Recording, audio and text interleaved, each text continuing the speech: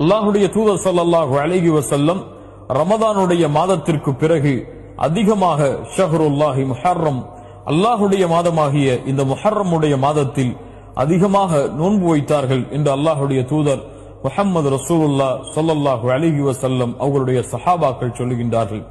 அல்லாஹ்வின் மாதம், அல்லாஹுடைய தூதரால் கண்ணியப்படுத்தப்பட்ட மாதம், மூசா அலைஹிஸ்ஸலாம் ஃபிரௌனிடமிருந்து காப்பாற்றப்பட்டு அல்லாஹ்வின் வெற்றியை அடைந்த இந்த மாதம், அந்த மாதத்தில் அல்லாஹுடைய தூதர் ஸல்லல்லாஹு அலைஹி வஸல்லம் 10வது நாள் நோன்பு வைக்கும்படி ஏவினார்கள்.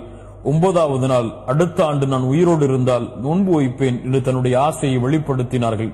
கண்ணியத்துக்குரியவர்களே, அல்லாஹுடைய தூதருடைய வழிமுறையின் அடிப்படையில் இந்த ஆஷராவுடைய தினத்தையும் அதற்கு முன்னால் இருக்கக்கூடிய 9வது தினத்தையும் நோன்பில் கழிப்போம்.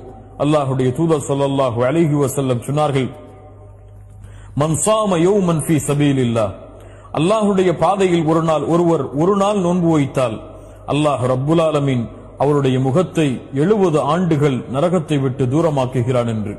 அல்லாஹ் அக்பர். நோன்பிற்கு அவ்வளவு கூலி இருக்கிறது.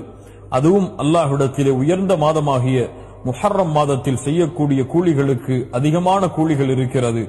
அதுவும் அல்லாஹுடைய தூதருடைய சுன்னாவை செயல்படுத்தினால் அதைவிட அதிகமான கூலிகளை அல்லாஹ் ரப்புல் ஆலமீன் எமக்கு வைத்திருக்கின்றான்.